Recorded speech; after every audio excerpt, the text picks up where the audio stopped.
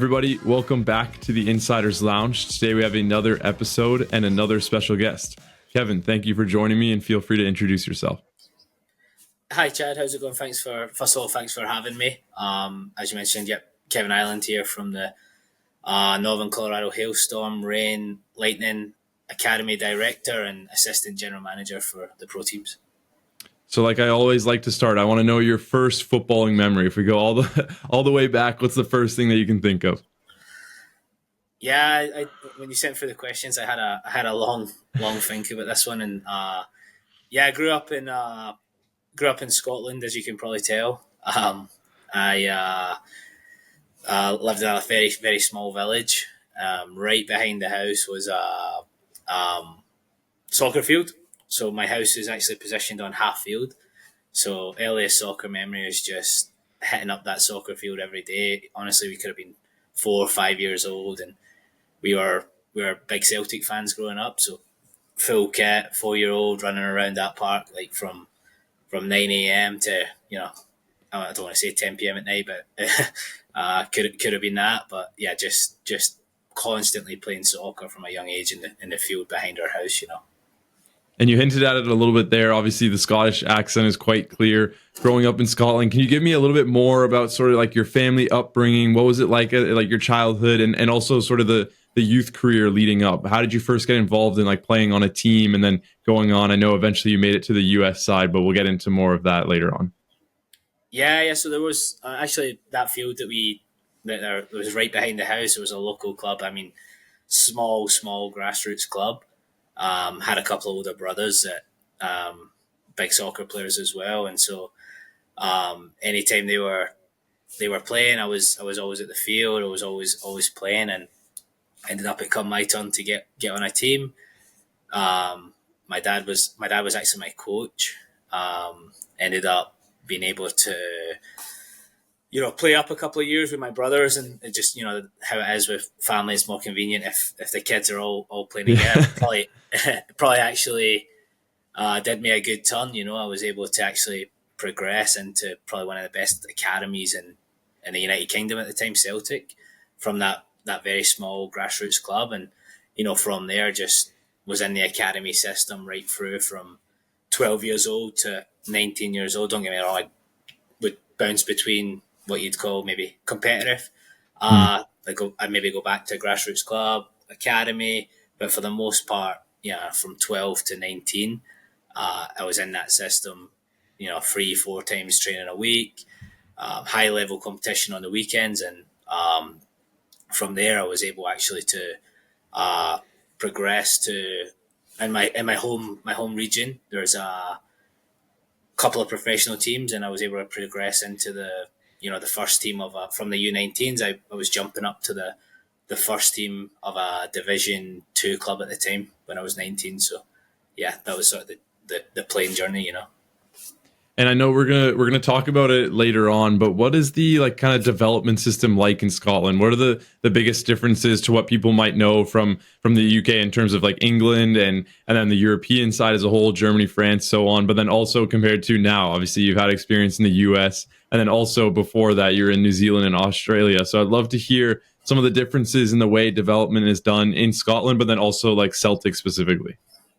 Yeah, no, absolutely. So very similar, I'd say, and obviously I've been in the US system now for 14 years. So mainly speaking about my journey, which was in the 2000s.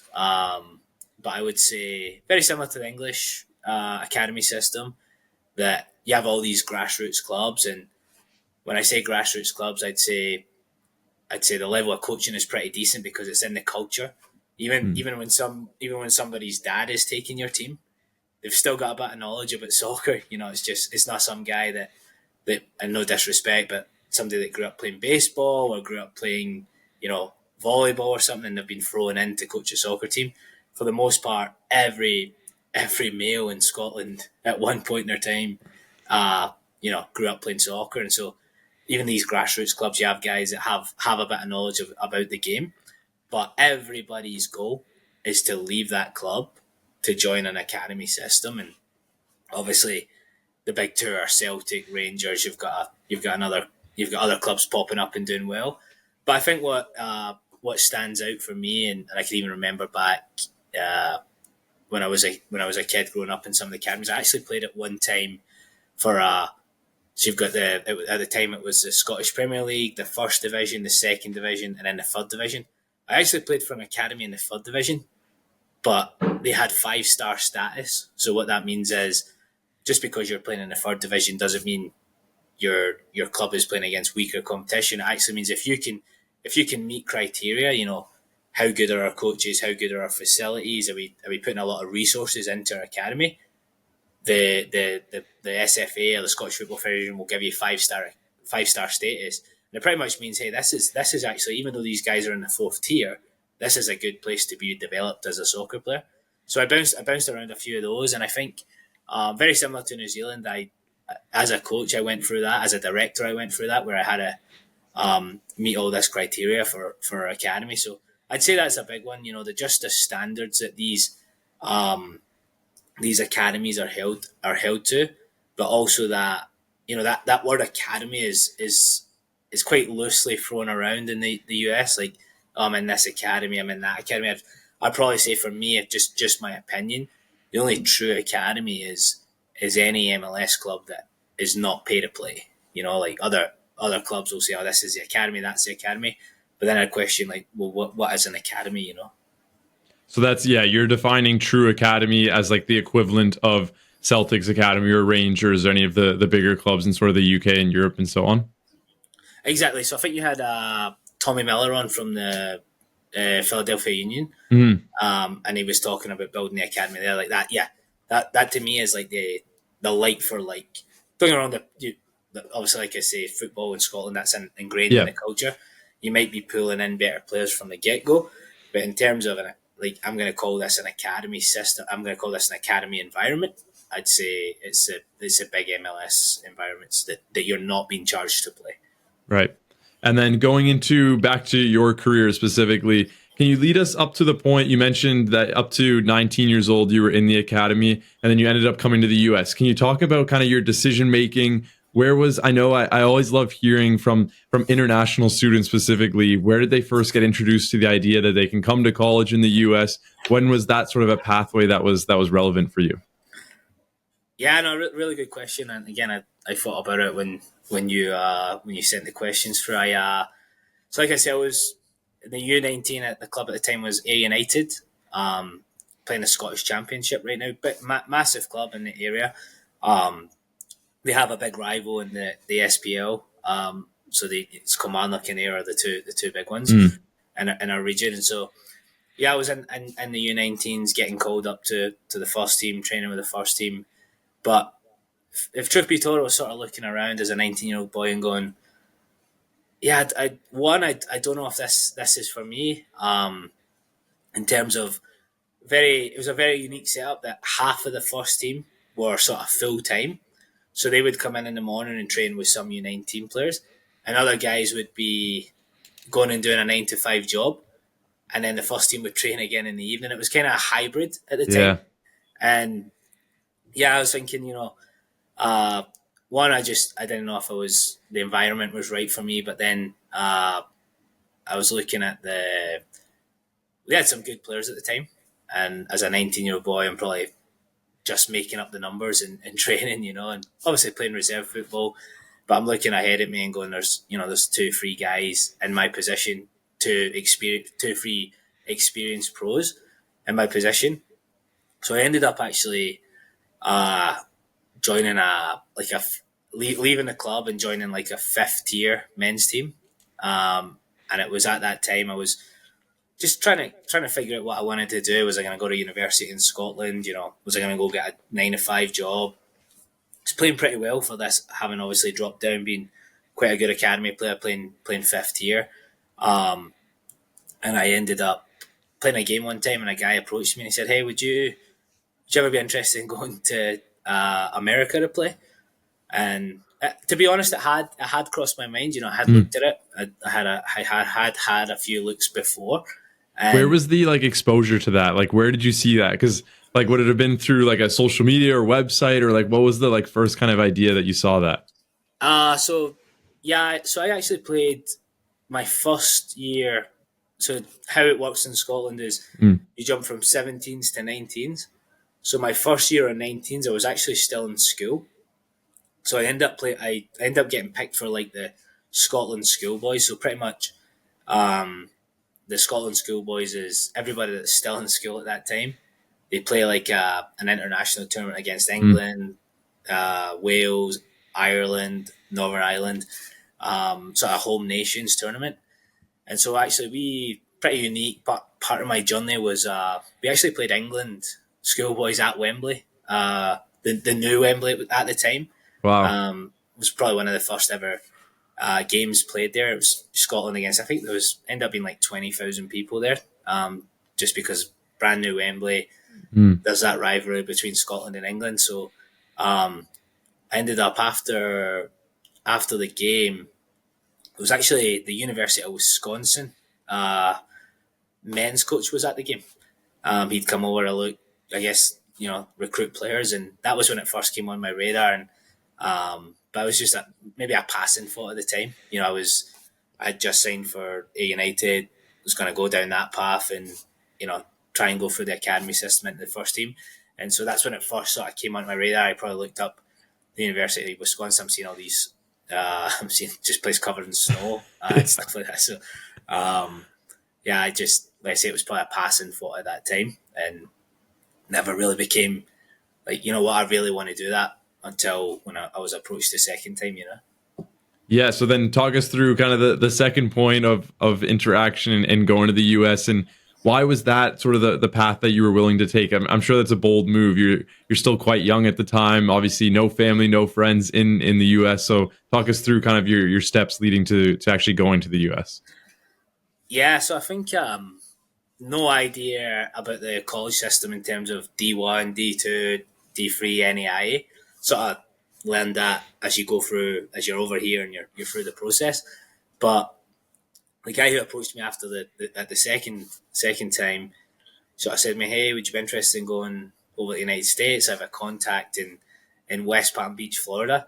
It just sounded a bit better than That already Wisconsin. was. Yeah. So I ended up he connected me with the coach, and the coach and I, had a couple of phone calls and really sold me on the program. And like I say, I never looked into D1, D2, decent facilities, really nice area, good program. And I'm like, yeah, I'm gonna jump at this. So ended up a couple of months later, I was on a plane to Florida.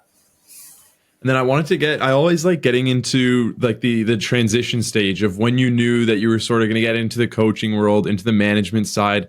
Did those ideas pop up like early on in your career? Like if you go back to sort of 16-year-old, 17-year-old Kevin, could you have seen yourself like gone into or going into coaching at that time? Like were there hints early on? Honestly, no, I'm not. I'm not gonna give you. I'm not gonna say there was. Mm. Actually, we used to have to, as a U19 at Ayr, we sometimes had not we were voluntold. We had to work some of the camps for younger kids. Like if it was a school holiday camp or something, they would use like us to make up the numbers. And at the time, yeah, I wasn't really. Honestly, I wasn't really interested at the time. It was more, hey, I want to play, I want to do this, and I'd say that the coaching bug probably came later in my college career. Yeah, so talk us through that transition. I know you ended up going to college and then you went into coaching. What were some of the early stages? I think we'll go through some of your teams and like some of the memories that you had, but what was that actual like transition stage like? Yeah, so it was quite interesting. So the coach that recruited me to play college soccer, he ended up in my senior year around Christmas time. He ended up moving on to his alma mater, Division One program that he's in the Hall of Fame. It just made sense for him to Mhm. to head there, and so we actually a new coach came in, and I was in my spring semester, just closing out my academics, and uh, built up a good relationship with the coach, and he was looking for an assistant coach at the time. and I was it was probably a good thing for me. I was like I say, I was starting to get more interested in coaching and what would I like to do next steps now that I'm not playing college soccer. But in terms of a new coach coming in, I knew a lot of the guys that were staying on. Like the Mm. juniors and sophomores that would be around. So it was good probably for him to have me around in a transition year when he's a new coach coming into a new squad. I could be that sort of connector from the Mm. previous coach, and so yeah, I did. I actually became an assistant coach then for the first year, and probably it was probably in that year that I learned a lot about coaching. He had actually won an NAI national championship. I think he'd been to the final before, and yeah, still to this day, I sort of take some of the stuff that he sort of imparted on the guys.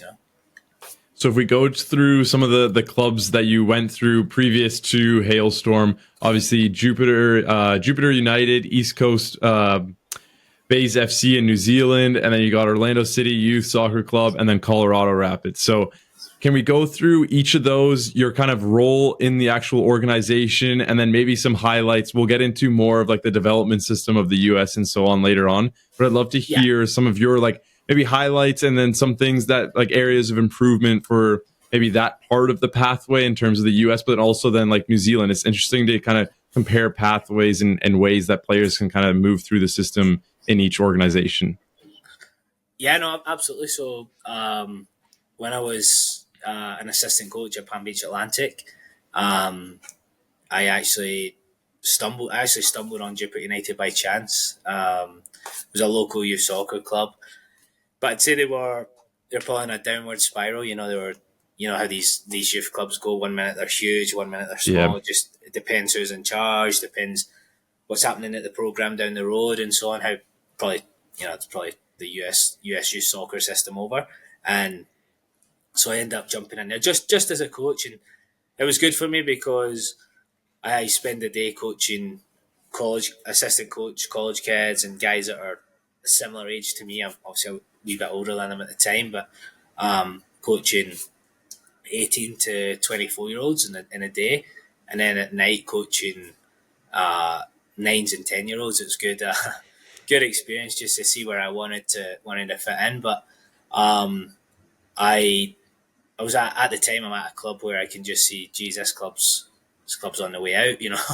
This really struggling. So what happened was at the end of that season, the club sort of imploded, and I was approached just to take over the club, and that was when I sort of made a decision. Do I want to sort of go all in on the college game and try and go up that ladder, Mhm. or do I want to focus on the youth? And I think I chose the youth just because there's so much you can do there from you can be coaching 4-year-olds right through to 19-year-olds. You Yeah. can find your sweet spot, but you can also feel like the guys you meet in college are already shaped to what they're going to be.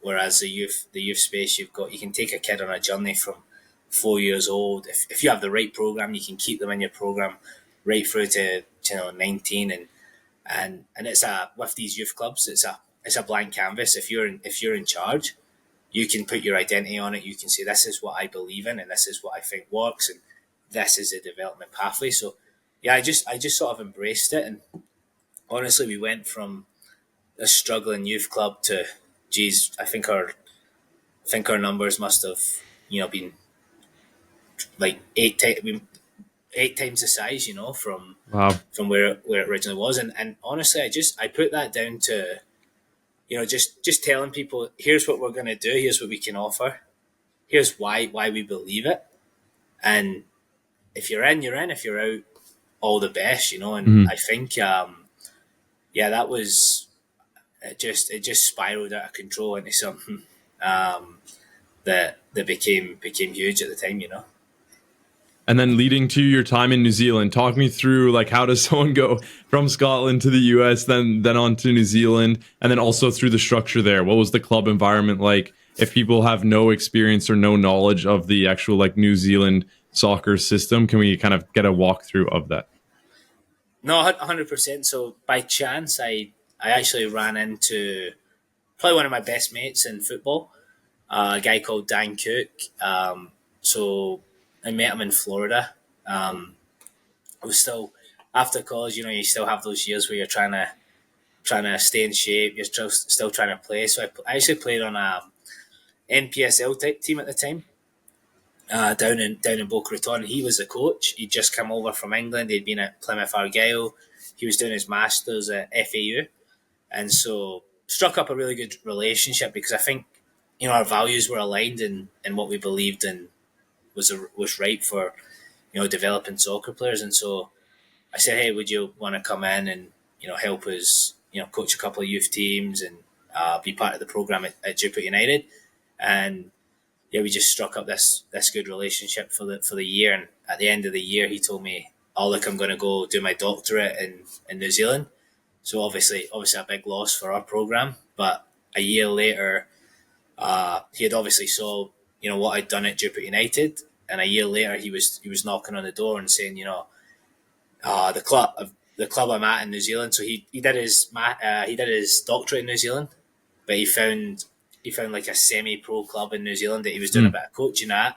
Um, and he said, "Look, they've just fired their director of football. The first team has just been relegated. They want to just they want to rip up the game plan and start again. They think they've been doing it a lot wrong for the last couple of years. Would you be interested?" And honestly, if you ask someone in Scotland, like, list me the 5 countries you'd like to visit, Yeah. New Zealand, New Zealand, and the USA will be on that 5. I can guarantee you that. So yeah, it just worked out that I jumped on a Zoom call with a board in New Zealand, and I listened to what they were saying. Again, it was an opportunity to put my spin on something that was. I always feel that when a program's you know I don't want to say in a bad place, but you sort of get free reign to come in and say, "Hey, Mm. I'm the expert here. Here's how we're going to take it forward." And those guys were great. The board they had, they just some of the stuff they were saying and what they wanted me to come in and do. I'm like, yeah, I'm all in. When do I get on the plane? And what was the biggest lesson learned from your time in New Zealand that you can now sort of bring in today and use that as like an example to move forward with? Yeah, and this is going to be a tough one for me because I also the US system is different, but Mm. I just I love the loyalty from players in New Zealand. Like I said, I was coming in at a time where the club had so what you have like a first team, men's team, women's team, and then all the youth all the way down right to 5 and 6 year olds, and um, club was probably in a bad place, but there's no way anybody leaves. Whereas in the US system, if somebody has a bad year, they don't like their coach or whatever it is, it's they're looking down the road. Mm. There's a bit of there's a bit of loyalty in New Zealand. We're like, no, this is my club. I'll be here for the good times and the bad times, and hopefully there's more good times than there are bad times. But probably the lesson I learned is just the loyalty piece from even kids and families, where it's like, nah, I play for East Coast Bays. It's not going well right now, but Mm. it'll come good again. No, that's interesting. I think there's definitely a competitiveness to the U.S. side where if I was even discussing a few weeks ago with Rudy Gastad, he played with Aston Villa, Middlesbrough, so on, and he mentioned that even in his career, he wished that he could have kind of stayed in one spot for a little bit longer. He almost felt that Yeah, if a new manager came in or the style of play changed or it's just a little, it could be just a little thing that shifted. He would almost his mindset would have been gone before he actually had physically moved from the club, and he wished that maybe sometimes he had just stayed at a certain club and it might have worked out in the end. So I think that's yeah, an interesting mentality to have from the player side, but I think also from coaching and so on in the industry. yeah. No, 100%. So let's get into your time now with Hailstorm. Talk us through your role, kind of your responsibilities, and how your role has shifted throughout your time being with the club itself. Yeah, so actually, I actually moved to Fort Collins. So we're based in Northern Colorado. You have Windsor, Loveland, Fort Collins, probably the big ones, Greeley as well. So I actually came here to work for a local youth soccer club, um, but they're right on the doorstep of the hailstorm. Um, and been introduced to the Hailstorm head coach, and he sort of told me, Eamon Zayed, he told me, the plans he had for an academy and other things he wanted to do to link the first team to a youth program. And I'm working for a local youth club at the time, and I'm thinking, oh Jesus, this guy's going to put me out of business, the and so we started brainstorming like what we could potentially do together. Because I'm all about collaboration, right? Like it Mhm. doesn't even like I think back to my time in New Zealand, that was something that we try to get off the ground. Like bringing two or three clubs together and putting a talent development program in place for the betterment of three clubs, rather than, hey, we're going to try and do this on our own and then snag all your players. Like there's enough to go around, and if you're in youth soccer and your goals are, hey, I just want to take everybody and take your money and take that, I think you're in it for the wrong reason. So I really pushed hard to sort of, I wouldn't say merge, but affiliate the local youth soccer club that I was with at the time with the Hailstorm, and there was a few roadblocks, and so I think it just made more sense for me to to to join the Hailstorm, just with the things that they wanted to do, and from there we in house, we're looking at what can we do, where do we start, sort of thing, because we're starting. You have the men's team, women's teams coming online soon. Nothing underneath. Mm. So spent the maybe the better part of 3 months, just engaging local youth clubs and saying, here's what we want to do. We can offer a pathway into a professional environment. Is this something that interests you? If not, like we're going to be competing for about 5% of the player population. We're not going to be competing for, you know, we're taking the tip of the spear players. Um, so like I say, had these conversations, and sort of one club that stuck out was the local youth club that actually train on our facilities, which made it easier. And so the club at the time was called the Windsor Warriors. So obviously based in Windsor, the Hailstorms based in Windsor, both training at the same facility, and so their values were actually aligned with mine. I like what they're doing from grassroots up to where we were trying to put a program in place, and it just sort of made sense that we'll come at it from the top, you guys come at it from the bottom, and we'll meet in the middle. And yeah, I think in the first year we went from I think their player pool was maybe 300 players, so there's probably one of the smaller clubs. Um, it's now touching 800 players in the first year. I'm sure it's gonna grow again, Mm. and we actually looked at so we have the Hailstorm on the men's side, the Rain, which I'm you know repping today, and we looked at how can we what do we. It's going to be not confusing, but like we just want to come under one brand, So the men is the Hailstorm, the women is the Rain. So I actually came up with the Lightning, just to pull everybody underneath. So best way to describe it is the Lightning is the youth program of the Hailstorm and the Rain. Whether you're a young girl or a young boy, that's a that's a pathway, or that's the journey you're on to try and get into the first team of both. With professional clubs specifically, I would say in the US at the moment, you're finding a lot that are sort of starting the professional team first and then building down, like you just mentioned there. And then there's others who have some sort of like academy system or semi-professional team that they can then build on and sort of move up the pyramid, I guess, sort of like a pyramid Yeah, structure. For your case with actually building down, what were some of the biggest struggles? I know you mentioned trying to find a partner in terms of academy and dealing with like how do we actually approach this, but what were some of the biggest struggles early on with actually that approach? Because I would say your role in terms of the academy itself, that was a lot of the issues of how do we build down in this situation rather than building up. no, it's a great question. I'm probably going to give you an answer that goes against maybe what we've done. But at Mm. the time, I always think of building down from the top as sort of building the airplane in the sky. Yeah. It's easier to build from the bottom and then put the pro stuff on top. But the I talked earlier about an academy, so a lot of these new clubs popping up, their ownership groups might not know what an academy is, or they might not. They're buying into a pro brand, but then they realize, wait, we can do something underneath here. We can attach a youth program to this, and that ultimately builds a fan base as well, right? So I think that's why I use the term building an airplane in the sky. I think you only learn, like we probably learned, or our group maybe learned like a year in we're now 3 years in. Oh, you know what? It'd be nice to put an academy under this. What does that look like? Where me, I would maybe build it the opposite way. I would have the program from the ground up, and then put the pro team on top. But I'd say biggest challenge related to having the pro team and nothing underneath, and then going out and trying to convince groups, hey, you should come with us, or here's what we're doing, let's affiliate.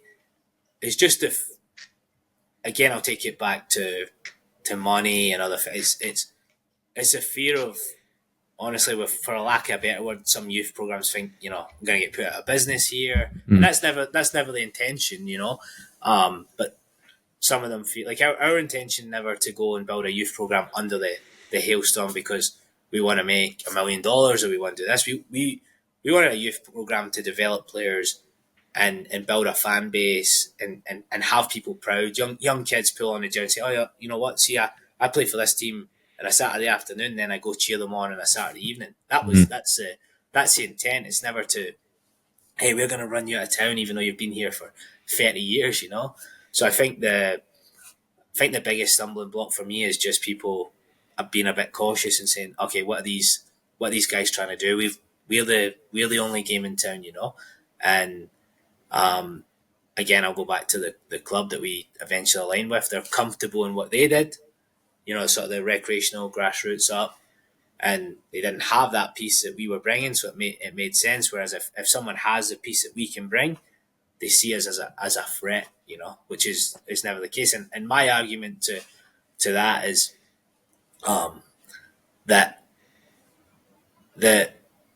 you've got kids like, well, I think I can see from the questions later on that we're going to touch on some players. Like, we're offering, a local young 17-year-old the chance to play professional soccer, and he still has the opportunity, if it doesn't work out, to still go and play college soccer. So I think if people took a look at themselves and said, you know what, you're a really good 17, 18-year-old, 19-year-old kid, go play there. Like, that's where you should go. Like, take money and everything else aside, like, that these programs generate. Like, the professional pathway is the place that you should be if you're a top 1% player. And I think that academy structure still allows someone who just wants to play recreational soccer to still have that chance, because you've now partnered with that youth system, with the youth club. Even if you don't want to necessarily go up the ranks and become a professional, you can still just play a strong level of local youth soccer, which I think is also super beneficial. Oh no, 100%, and that's what we chatted about when we first put the program together. Just because I'm that kid that's top 1%, I want to be a professional soccer player. Yeah, that's great, but that's not everybody. So we wanted to have levels for everybody, so that maybe the kid playing on the 5th tier team, he just comes into this family, of like, this is, I go have fun on the weekend with my team, and then I have a team to support in the evening, and that's as far as I'll ever go. But I'll be a fan for life. It's similar to my journey in New Zealand. Like, I see, Yep. still follow, still follow a lot of kids in New Zealand, and these are kids that are now 22, 23, and East Coast Bays is still their team.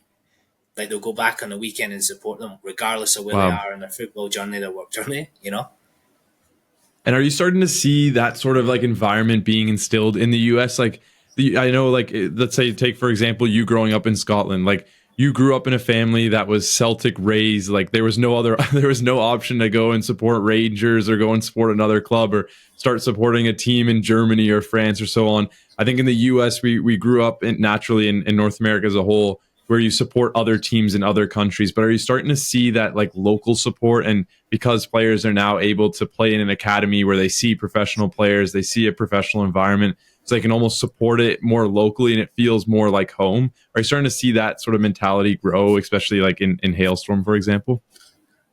Definitely in our environment, yeah. So first 2 years, and there's different schools of thought. I've spoke to other other clubs coming into the USL League One, and they're happy to be what you term as club neutral. Mm, I used to go to the Hailstorm games, and I used to think like, you know what, this would be really cool if everybody in the stand was wearing a Hailstorm jersey and they mm, could identify with the team. Whereas first 2 years it was, you know, you had red here, blue here, white here, like all these different, which is fine. They're coming to support the team, but I always thought that we could bring everybody together under that banner and identify with the team. And so um, I think it's going to take time mm. to. I don't want to say flush out, but I just think like there's areas of the United States that um, I actually think could support a pro club coming in. You're seeing areas pop up that you'd think, wow, I never thought there'd be a pro team there. And so I think it's about, you know, planting the pro team, and then from there, maybe it's a 2 or 3 year process. So how do you then convert those kids in the areas to follow your team, want to play for your team, and build that sort of culture over time, if that makes sense. Yeah, no, of course. And then in terms of your role specifically, I really wanted to know. I love asking the question, how do you define success? So, like, what does success look like for you in terms of the club, but also like your role more specifically? Yeah, so I probably have a it's a great question. I probably define success maybe a little different from other people. Mm, Um, we have over the past um, probably 4 or 5 months, we've actually identified players that have come in and played for our U20 team, which is sort of now at this time a reserve team. So they've come in from other environments. I'm not taking credit for developing them, but we've put the platform in place for them to come in and mm, compete, and we've then been able to push them on to our first team. So for that, for me, is that is success. You know, here's the environment. Can you be lifted from this environment and go into the first team? So that would be one. Second piece of success would be, I actually saw at the last the last Hailstorm game we just had. We got obviously put out in the playoffs, but you had behind the goal, we had kids all in their lightning gear. They're mm. playing drums or lighting flares. Like probably shouldn't say that, but that is success for me. It's kids that play in our academy, and these are not the top end kids. Like some of them are. Some of them might play in a second team, a third team, but they've all come together to support their team at the top, and they're cheering their team on, and they actually know the guys, and they know the pro players know them, which I think is another sort of unique piece of being a third tier professional Mm, club. Like you're never going to have MLS players come and coach kids on a weekday night. Like maybe if it's part of their contract to make an appearance or something like that, mm. but not coming and running a session. And that's probably where we've been successful as well. Like the kids actually have built relationships with the first team players where like they have a favorite player. They point in the field and say, oh, there's this guy, there's that guy. And yeah, that piece there is success for me, like pulling the two together as well, you know. No, of course. So you mentioned some of those names. Well, you didn't actually mention the names, so I'll mention the names. So you got Chase, Gabriel, Evan, James, a lot of these guys that have now come into the reserve team, playing with the professional team, at least training with them and sort of getting that experience. Can you talk me through like their specific journeys? I know they kind of came through different paths and different directions, but I think that's the unique sort of system of an academy. You kind of have it where they become the academy itself becomes a relevant platform in different stages of the career, whether it's like you mentioned, the reserve team, or sometimes it's earlier on. So can we talk through their careers and how that has sort of implemented the full model that you've been speaking on? No, 100%. So some of the guys you've actually listed are from out of state. Some of them are in state. Some of them are actually, Windsor's still a small town. One of the boys is actually from Windsor, which is pretty cool, you know. Wow. So the guys from out of state, our assistant coach, Colin Falvey, does a good job. In the winter, he'll be at tons of combines. So the combine he's sort of partnered with right now is PSC, and so we actually held a combine here for them in Northern Colorado.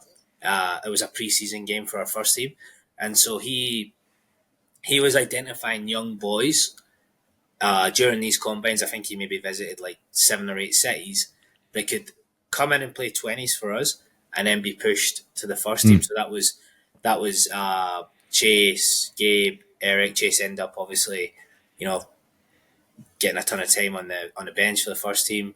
It's obviously about making that next step, but their journey's pretty unique. One Chases from California, Gabe's from Chicago, Eric's from Georgia. So I mean, Colin's actually he's probably starting his combine route coming up here very very shortly. Where again he'll be trying to identify young boys that have the ability to be in a reserve team to be pushed on. And I think the second piece of that is the two other lads that we have, James and Evan. James is a local Windsor boy, plays Windsor High School. Played at a local club here as well, but talented kid. And then Evan is a Greeley kid, so the two towns are next to each other. So Evan actually is a product of the Rapids Academy, but one of these kids that spent hours in the car driving from Greeley to Denver joined us in the 20s. We actually picked up a few kids that I actually think there's a gap. So from 17, I know it's changed now to 18, but I still think that gap is big. So in MLS Next, you're jumping from U18 to a reserve team. There's Mm. still a lot. There's still a lot of development in those years. So us being a third tier professional team, we're like, absolutely, we can grab these guys. The U20 USL space is great to develop, to continue to develop these guys. Whereas honestly, they'd have to go join a local club team. Obviously, dropping out the Rapids Academy system is a step down. I'll say that's probably the best academy in Colorado. So they have to then just go join a local club team. It's a step down. Or they have to look at college. We've been able to give them that platform in the 20s where, great, you can still go to college, but you're still training every day. You're coming into a first team environment. And I think I'll never forget like the local kid we have. You're talking about, what's a success story for me. So Mhm. when we held our U20 tryout, we had the field split, so pretty standard, like good players move up, not bad, but if there's a Yeah. there's a top field and a bottom field, and we're moving the top players up, the bottom players down to try and get that. What's the top field here? And James, local Windsor kid, I saw him on the bottom field and he's making his way up. He goes up and he goes up and he goes up, and I just always had it in my mind that he would be the boy that would get looks for the first team, Mhm. and ends up coming to trial, did well, plays 20s games, training all the time with us, and then makes a jump to the first team. And yeah, he's embraced the first team environment, and he's probably got a good future in the game. So that's success for me. No, I love it. I want to get into, we spoke about it before the call, but obviously the youth soccer space as a whole, it's something that you're obviously involved in, but you have many more, you have much more of an experience, I guess you could say, kind of throughout the entire pyramid as a whole, or the entire system as a whole. So for those who have like no understanding of the US youth soccer space, can you kind of give us a rundown of like, I can't even say a typical pathway because there's so many different types of Yeah. pathways, but what are the options for a player, let's say 10 years old leading up to 20 years old? What are kind of the different directions they can go? And in your opinion, what are the most ideal directions that they can go in that space itself? Excuse me. Yeah, yeah. So I think it's a good question again, because I sort of describe the US youth soccer system as sort of like this spider web, Mm. and you mentioned, what can a player do at 10 years old? Coming into that is probably just daunting as a parent. Like, what is the pathway for my kid? Where do I best put them? And I think for me, if I dial it back a little bit, I think that 9 to 12 space is honestly just playing at your local club. But there's obviously a lot of local clubs, so find the one that's right for you. Whether that's a good coach, that connects with your kids, and you're getting the right development. And as a parent, you might not know that, but like I feel like people too early on, they're chasing they're chasing the top tier, and that might be an hour and a half away, 2 hours away, and they're just wasting so much time in that system. And then I call it a spider web because I just have concerns with US soccer. Like, there's just so many leagues that you just don't know. People say, "Oh, this is the best league for girls," and then this is a second tier, and this is a third tier. I, I don't even think you can concretely say that. Like, I think there's depends what area of the country you're in. Depends what club you're at. Depends on a lot of factors. So uh, I think it's more clear cut on the boys' side. Like, I do actually think that if you get to a 15, 16, 17 year old, that's when I'd maybe be looking, okay, what's in my area that's top tier? And I'd probably say at this time, MLS Next is at top tier. On the girls' side, I just feel like there's a fight happening right now for Mhm. supremacy. So I actually couldn't tell you. People will say on the girls' side, I need to be on an ECNL program or a GA program or whatever it is. I think it's not as clear cut on the girls' side, unfortunately. And if we're speaking bigger picture, I actually think US soccer could be set for a big reset, because this can't go on forever. Like, there's just too many leagues, too many, even like, and look, I'm shooting myself in the foot here because I just got back from a showcase with a youth program yesterday, but I question, what kids at like 13, 14 year old need to be playing showcases for. I think for me, 9 to 15 is just about just total development, developing as a Mhm. soccer player. You don't need to don't spend thousands of dollars on traveling here, there, and everywhere. When I get to that 15 to 19 space, and maybe I'm thinking, okay, I want to be looking at playing at college and maybe beyond. That's when I start getting serious about, okay, what's the top tier league that I need to be playing in? Where am I going to get the most exposure to go on to these places? And I'll still dial it back, like, how good is my coach? Because there's still a lot of development in that 15 to 19-year-old space. It wasn't a soccer podcast, but it was a guy speaking about soccer. I forget his name, but he sort of, it really resonated with me. He talked about, there's these kids play soccer, and he's sort of saying, there's different levels of kids, and it's the best I've ever heard it said. He said that the no, there's 3 tiers. So he says, the interested tier is the bottom tier. I'm interested, just like I want to play. Mhm. Middle tier is I'm committed, and then the top tier is obsessed, and that really resonated with me because I think, like, parents are spending thousands of dollars, like, on these programs just to get in the door of playing some of these Yeah. programs. And then on top of that, hey, we need to travel here, we need to do this, we need to get into this, we need to do that.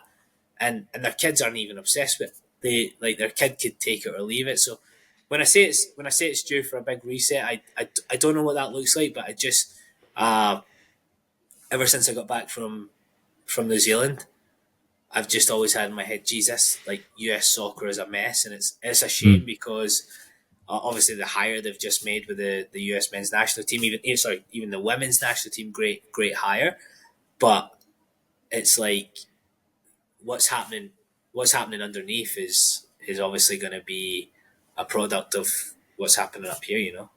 I feel the same on the Canadian side. You've got a guy like Jesse Marsh coming in on the men's side, a brilliant hire, one of the best coaches, if not the best coach that we've ever had. But then, okay, that's great for the meantime in terms of the World Cup. But if we're Yeah. looking 10, 20 years in the future, how is someone like that able to then work its way down into the federation, into the leagues, and then into the local clubs and actually build up the system from below? Similar to sort of what you were saying with the hailstorm and how you sort of started with a professional club and then you had to work your way down. I think similar on the Canadian and the US side in terms of the federation, they almost have to do the same, right?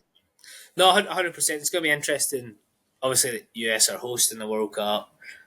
Great manager in place. Like, how much of an impact does he have on everything below? Because I look at, I forget which podcast I was watching, but it was either, uh, it was an ex-US national team player. It could have been, a Tim Howard or a Dempsey. Mm. Don't quote me on that, but it was one of the two.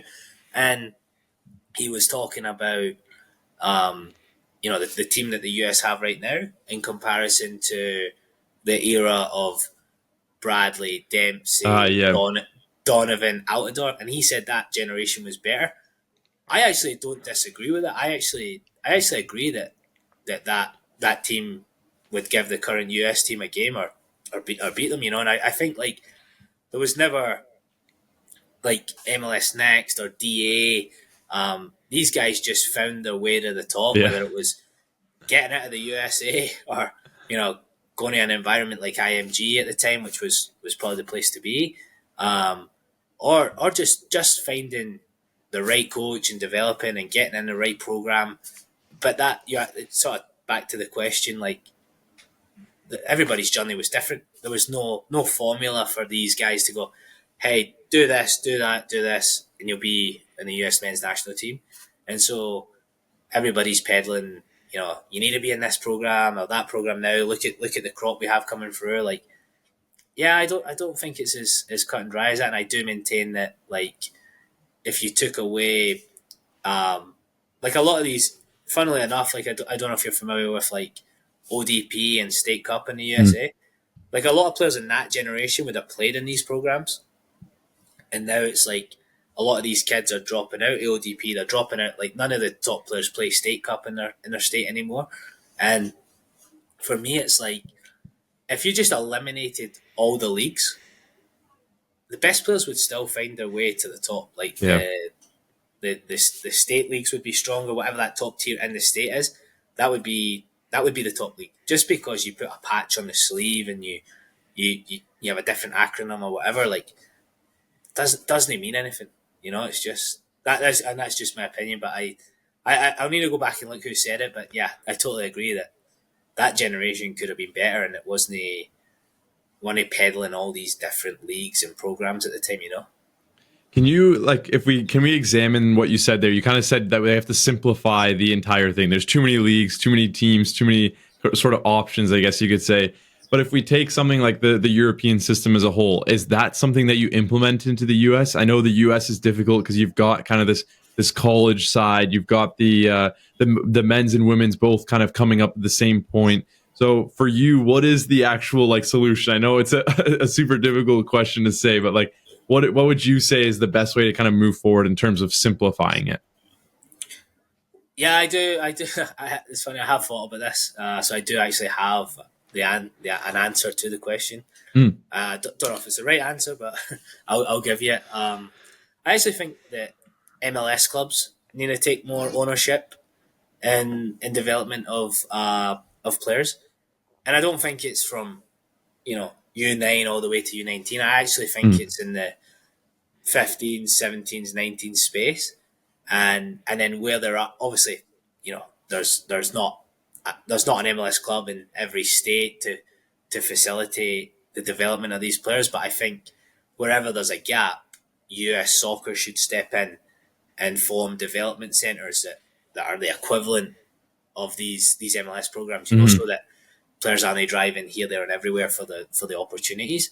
So I actually do think it's a collaboration on the men's side between the pro clubs and the US Soccer Federation and everything else grassroots. Like just go enjoy your local soccer club from U5 to U15, and then the best players should get plucked out of there by MLS clubs, by US soccer, by NWSL clubs. Like maybe drop down to the USL if these environments can be created in certain areas. Like I look back to my time in New Zealand, and we never touched on it earlier, but you know the one of the things I liked about New Zealand was the federation used to come into your club, and if you wanted to be considered a talent development program, Mm. you had to show them that you had that environment. So they'd come do so many visits. It'd be tons of paperwork. What license does this coach have? What's your facilities like? What resources do you have to give to these players? And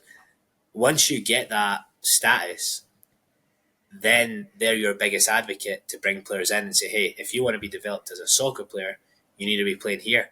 I think there's too many clubs that just winging it. If I'm being honest, and they have these platforms, but that's all they have. Like it's the environment's not right to develop soccer players, but a parent will stay in the environment because I need to be playing in this league because this is the only league that college coaches look at, or that I hear that all the time. I'm just I disagree with that. Are you seeing positive changes? Like, are you seeing from your side, being a coach and a director, you're constantly like, this conversation is a constant thing that you're having with people. So are you seeing, like, is there like a light at the end of the tunnel? Are you seeing positive change towards what we're talking about here? Uh, no, honestly, I think we're going backwards. If I'm being Oh, honest, wow. in the US, maybe like I say, the new hires um, at US Soccer will help. But yeah, I genuinely, I think I'll dial it back to the leagues. Like I think that um, there's just this massive like I don't think I guess if you lined up all these leagues in the US and said, hey, what's your objective? They wouldn't say, hey, we want to put pressure on clubs to develop players. Like that should be every club's goal. Yeah. Like Priority number one. yeah, am I being developed? Am I developing soccer players, and are they having a ton of fun that they want to stay in the game? And I just don't see that happen. I think US soccer has just become this, not US soccer, sorry, the US like The youth whole the space, whole system. soccer Yeah. space has just become this massive money grab that needs to be flushed out before you can even talk about um, a positive impact, or like where do we even go from here and make this better? Because I honestly, it's like they say it all the time, but like, and this is the side I actually believe in. I think the USA could win a World Cup one day. I know they do really well on the women's side. I mean the men's side, like everything is here. Like I just I just think there's too much dragging it down at the youth spaces. So you hinted at it there. That was going to be my next question. Pay to play is one of sort of the biggest issues in this space, and one of those topics that people talk about a lot. Is there a solution to pay to play? Sorry, and why is it even there in the first place? Like, you don't. It's not really a common thing to see in the UK or in Europe. Why is it pay to play here in the US specifically? And then, is there a solution? Is there a way to kind of get around that and make sure that every player is able to play at any level? Yeah, no, absolutely. I think there's a couple of things going on there. So yeah, not common in the UK. It's obviously creeping in a little bit more. Um, but I would say it's probably here in the USA. I touched on it right at the start of this conversation. Like I think if there wasn't pay to play in the US, I'm probably going to say something controversial here, but there wouldn't be enough people to coach these teams. Mm. So, like I say, in Scotland, like the dad who's growing up playing soccer and it's in the culture, and he's coaching it for his kids in the program, but he loves soccer, he loves football. Like there aren't enough of those people around. Um, like that people just do it for the love of the game. Like so that's why I think there's pay to play. But I also think that like I look at the program we just started this year. Um, it's affordable, but the I sort of talk to our executive director about this from time to time. I'm like, are we doing something wrong? Like, did we miss something here? Like, how can we run this program quite cheap? Like for and other clubs are like 3 times the price and stuff. Yeah, And we always just come back to. I'm sorry to say it, but we always just come back to greed. Like a lot of these clubs they're turning over like 6 7 figures, you know. it's that And capitalistic approach in the US, I yeah, would say.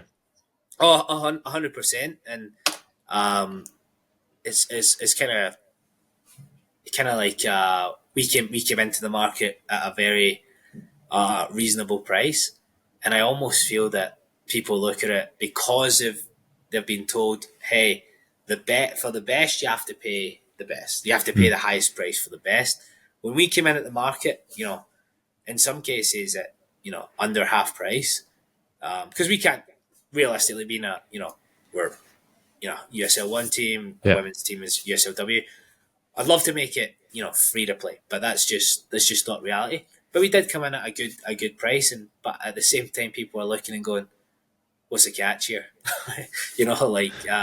Why is this so cheap? And like I say, I run the numbers with our executive director, and I just think like if we can do this at a low cost, other people can too. Mm, Like honestly, like we're talking. I know some youth soccer programs that just to get in the door, you're 10K, mm. and that doesn't even get you your travel. Like hey, it's going to be 10K. That will get you your registration, your coaching, your training, some travel, but then there's going to be travel expenses on top of that. It's like just like crippling families like to be in these programs. Like doesn't need to be that way. Do you think the second sort of part of that problem, I don't want to blame the families in a sense, but that people are willing to pay that amount, so then they won't change it? I think that could Oh, almost be the second part of that, right? 100%. A lot of families feel like, oh, if I don't jump in this program, I'm doing my kid a disservice. They need to be. I sort of touched on it earlier. Oh no, that's the program where every college coach watches. I need to be in that program, and yeah, I think that's what they've been told for the longest time, and it's just sticking, you know. Um, Whereas I'll always dial it back to you know find a coach that develops your kid and cares about your kid, Mm. and that will take you farther than any of these platforms ever will. Like, And then from your side, like, so you mentioned that like Hailstorm as a whole, it's quite more, it's very affordable compared to some of the other clubs in that space. But you mentioned in the UK, like growing up for you, the grassroots, was that like free? Like, were you paying any amount? And then how can we sort of get from affordable to nothing? What's sort of the gap there? What's missing?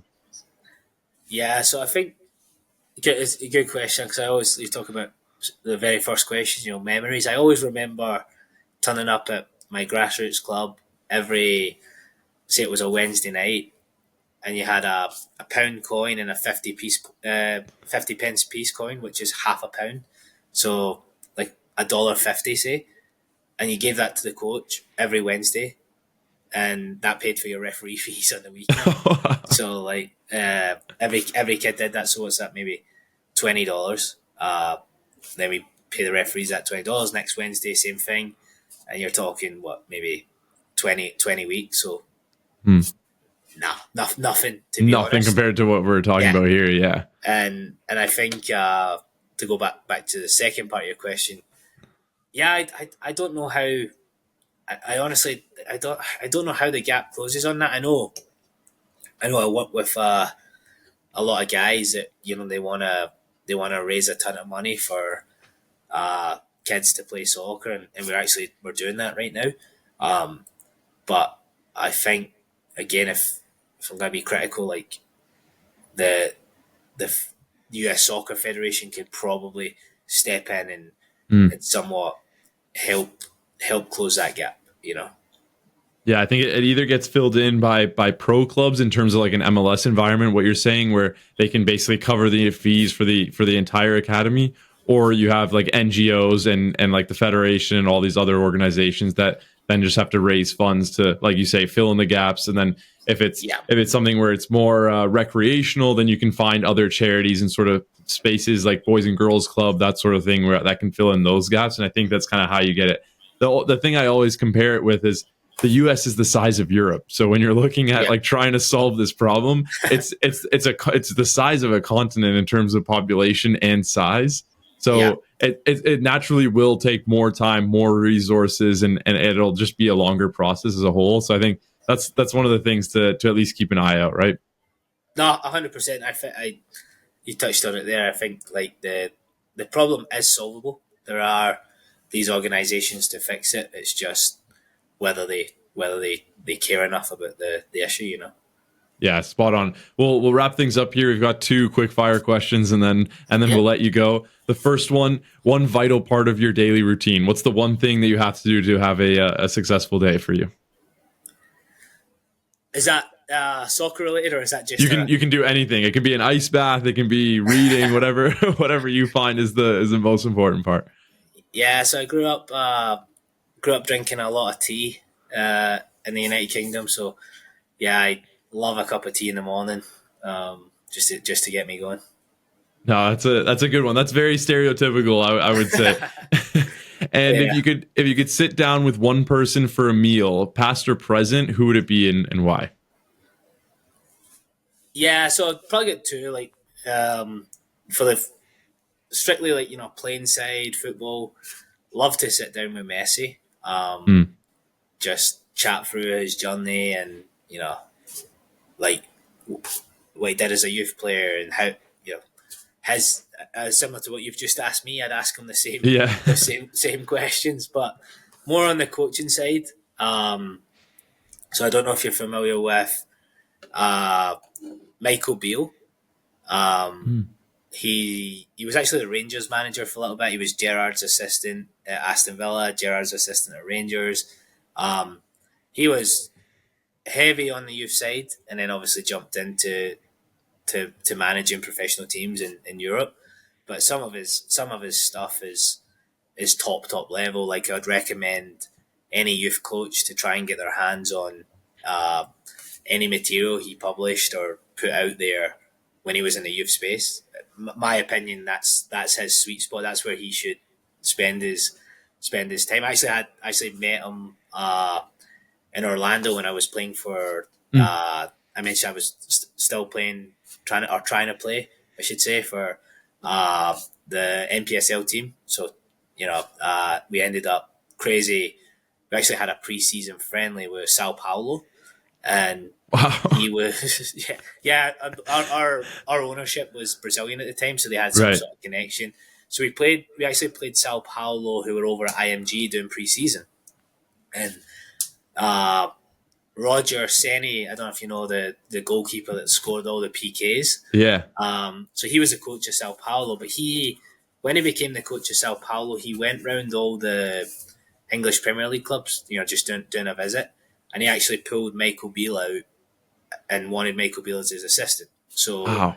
I think it was me and another English guy were on the team at the time, and Michael Beale came into our locker room because I think he just wanted to speak English with some people because they'd all be speaking Portuguese in there and stuff. So had a chance at the time. I was just getting into the youth space, pick his brain, and yeah, like I say, if there's one guy I'd love to sit down with and just chat youth soccer, would be him. And like I said, I recommend his if someone's just getting into coaching or so, like it's just probably some of the highest level stuff related to youth soccer I've ever read or ever had the chance to listen. He's big on um, two ones that stick out for me are you versus yourself, and then one that I use with all the kids that I coach is wow moments. So you talk about everybody says I want to go play here. I want to go play like now. The game is just separated into wow moments. So just don't worry about the outcome of the game. Worry about how many wow moments you can perform in the game. And so a wow moment could be a pass. It could be beating somebody 1-on-1. It could be a goal. It could be a tackle, and just like that stuff he has on wow moments is probably worth a look. So yeah, I'd love to sit down with him.